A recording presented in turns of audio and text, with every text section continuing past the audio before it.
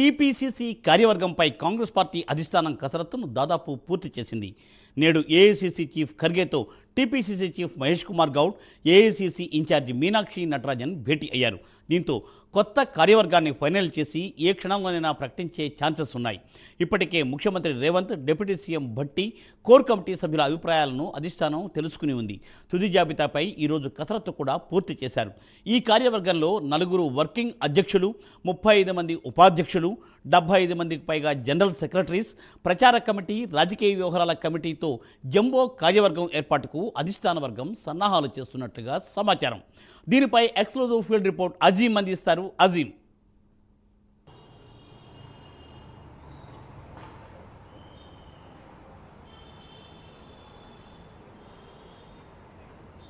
PCC list ఈరోజు లేదా రేపు వచ్చేటువంటి అవకాశాలు ఉన్నట్టు మనకు ఏదైతే గాంధీవాన్ వర్గాల నుంచి ఏదైతే మనకు సమాచారం అందుతుంది. ఏదైతే పీసీసీ లిస్టుకు సంబంధించి ఏదైతే ఇప్పటికే పీసీసీ అధ్యక్షుడు మహేష్ కుమార్ గౌడ్, అలాగే ఏదైతే మీనాక్షి నటరాజన్ ఇద్దరు కూడా ఏదైతే ఢిల్లీకి వెళ్ళారు. ఢిల్లీలో ఏదైతే ఏఐసీసీ అధ్యక్షుడు మల్లికార్జున్ ఖార్గే, అలాగే ఏఐసీసీ జనరల్ సెక్రటరీ అయినటువంటి కేసీ వేణుగోపాల్తో భేటీ అనేది కూడా మనకు తెలుస్తుంది. ఈ భేటీలో ప్రధానంగా లిస్టుకు సంబంధించి 4 వర్కింగ్ ప్రెసిడెంట్లు, అలాగే ఏదైతే 75 మంది జనరల్ సెక్రటరీలు, అలాగే 35 మందికి సంబంధించిన సీనియర్ వైస్ ప్రెసిడెంట్లు, అలాగే పీసీసీ సెక్రటరీలు, పీసీసీ సెక్రటరీతో పాటు ప్రచార కమిటీ చైర్మన్తో పాటు ఏదైతే రాజకీయ వ్యవహారాలకు సంబంధించిన కమిటీని కూడా వేయాలని ఏదైతే పార్టీ భావిస్తున్నట్టుగా తెలుస్తుంది. సో దీనికి సంబంధించి లిస్టు కొద్ది గంటల్లోనే వెలువడుతుందని అయితే సమాచారం వినిపిస్తుంది. అయితే ఈరోజు ఉదయం లేదా రేపు పొద్దున వరకు లిస్ట్ వస్తుందనేటైతే వార్తలు అయితే మనకు చాలా కీలకంగా అనిపిస్తుంది. ఇప్పటికే మనం చూస్తున్నాం పీసీసీ అధ్యక్ష బాధ్యతలు చేపట్టి ఏదైతే మహేష్ కుమార్ గౌడ్ సుమారు ఇప్పటికే 8 నెలలుగా వస్తుంది. సో ఇదిగో లిస్టు ఈరోజు వస్తుంది, రేపు వస్తుందనే చర్చ జరిగింది. సో మొదటగా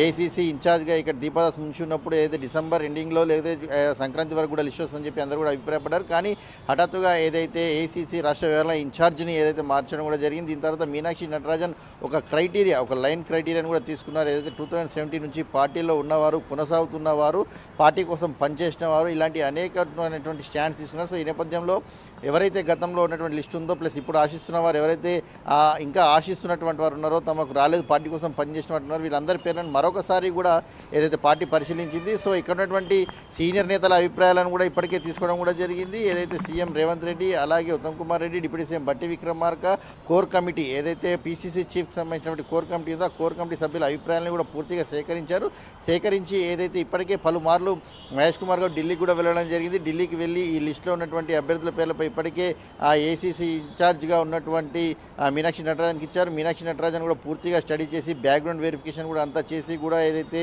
అధిష్టానం పెద్ద నేతల దగ్గర కూడా ఇప్పటికే ఉంచడం కూడా జరిగింది. సో ఈ నేపథ్యంలో ఈరోజు కూడా మరొకసారి కీలకమైనటువంటి భేటీ, అంటే లిస్ట్ ఫైనల్ చేశారనేటువంటి వార్తలు చాలా స్పష్టంగా వినిపిస్తున్నాయి. ఈ వార్తల్లో 4 వర్కింగ్ ప్రెసిడెంట్లు, దాంట్లో ముఖ్యంగా సామాజిక వర్గ కోణాన్ని చూడాలనుకుంటున్నారు. ప్రస్తుతం PCC chief Mahesh Kumar Goud BC సామాజిక వర్గం, గౌడ సామాజిక వర్గం నుంచి ఉన్నారు. సో వర్కింగ్ ప్రెసిడెంట్లలో ఒక రెడ్డి, ఒక మైనార్టీ, ఒక మహిళ, ఒక ఎస్సీ, అలాగే ఒక ఎస్టీ, వీరిలో 5గురిలో ఒక 4 సామాజిక వర్గాలకు చెందిన వారిని ప్రాధాన్యతగా ఇస్తూ మిగతా పార్టీలో ఎవరైతే సీనియర్లుగా ఉన్నారో సీనియర్లందరినీ కూడా సీనియర్ వైస్ ప్రెసిడెంట్లుగా ఒక ఏదైతే కమిటీని కూడా నియమించాలని పార్టీ భావిస్తుంది. దీంట్లో సుమారు 35 మంది సీనియర్ వైస్ ప్రెసిడెంట్లు ఉండనున్నారు. సో పీసీసీ జనరల్ సెక్రటరీకి సంబంధించిన లిస్టు మాత్రం పెద్దగానే ఉండబోతుంది. 75 మంది ఏదైతే పీసీసీ జనరల్ సెక్రటరీల లిస్టు రాబోతున్నట్టు కూడా మనకు తెలుస్తుంది. అలాగే సెక్రటరీలకు సంబంధించినటువంటి సంఖ్య కూడా 40 నుంచి 60 వరకు సంఖ్య బలం ఉన్నట్టు కూడా మనకు తెలుస్తుంది. అలాగే దీని తర్వాత అధికార ప్రతినిధులకు సంబంధించిన లిస్టు మాత్రం కాస్త ఆలస్యం అయ్యే విధంగా మనకు కనిపిస్తుంది. ఎందుకంటే పార్టీ ప్రస్తుతం అధికారంలో ముందు ఏ అంశాలపై ఎవరు మాట్లాడాలి, ఎందుకంటే ఏ ఒక్క అంశం టీవీల ముందుకు వెళ్ళి తప్పుగా మాట్లాడినా కానీ దాని ప్రభావం పెద్ద ఎత్తున ప్రజల్లోకి వెళ్తుంది. కాబట్టి అధికారుల ప్రతినిధులకు సంబంధించినటువంటి లిస్టుని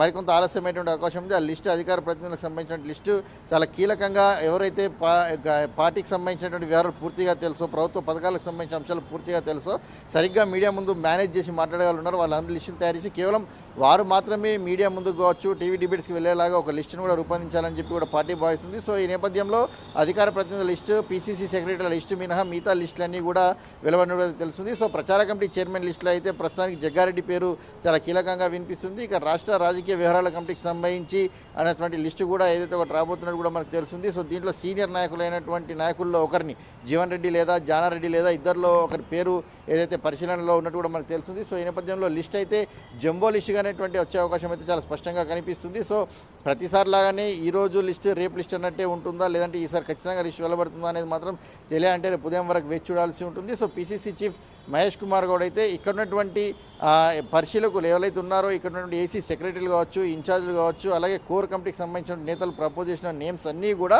ఏదైతే మల్లికార్జున్ ఖార్గే అలాగే ఏసీసీ జనరల్ సెక్రటరీ అయినటువంటి కేసీ వేణుగోపాల్ ముందు ఉంచారు. సో అధిష్టానం ఏ మేరకు నిర్ణయిస్తుంది, ఎంతమంది సభ్యులు నిర్ణయిస్తుంది, దీంట్లో ఎవరెవరిని సెలెక్ట్ చేస్తుంది, అన్ని అంశాలను కూడా ఏదైతే అధిష్టానం మీదకే వదిలేసినట్టు కూడా మనకు తెలుస్తుంది. సో దీనికి సంబంధించి అధిష్టానం కూడా ఒక ఫుల్ ఫ్లెడ్జ్ స్టడీ కూడా చేస్తున్నట్టు కూడా మనకి ఇప్పటికే ఆ ఢిల్లీ నుంచి సమాచారం కూడా ఉంది. సో ఈ నేపథ్యంలో లిస్ట్ అయితే ఖచ్చితంగా త్వరలోనే వెలువడుతుందని వినిపిస్తుంది. కానీ గాంధీ భవన్ ఏసీసీ వర్గాల నుంచి మాత్రం ఈ రోజు అర్ధరాత్రి లేదా రేపు ఉదయం వరకు అయితే లిస్టు వస్తుందనే వార్తలు వినిపిస్తున్నాయి. మరి లిస్టు వస్తే ఎలా ఉంటుంది? ఎందుకంటే ఇప్పటికే మనం చూస్తున్నాం గాంధీ భవన్లో మహిళా కాంగ్రెస్ అధ్యక్షుడు సునీతారావు ఏదైతే పీసీసీ చీఫ్ ఛాంబర్ ముందు ధర్నాకు దిగారు. ఏదైతే మహిళా నాయకులకు సంబంధించినటువంటి లిస్టులో పేర్లు తక్కువగా పంపించారు, ఇక్కడ అన్యాయం జరుగుతుంది, న్యాయం జరగలేదు, మహిళా కాంగ్రెస్ చాలా కీలకమైనటువంటి పాత్ర పోషించింది, ఏదైతే తర్వాత అధికారం వచ్చిన తర్వాత కూడా ఏదైతే చాలా కీలకంగా ముందుకు కొనసాగుతుంది మహిళా కాంగ్రెస్. ఈ నేపథ్యంలో మహిళా కాంగ్రెస్లకు అన్యాయం జరుగుతుందని చెప్పి ఏదైతే ఒక నిరసన ఆందోళన అయితే వ్యక్తం చేస్తూ అటు పీసీసీ చీఫ్ ఛాంబర్ ముందు గాంధీ భవన్లో ధర్నాకు అయితే అటు సునీతారావు దిగడం కూడా జరిగింది. మరి లిస్ట్ వచ్చిన తర్వాత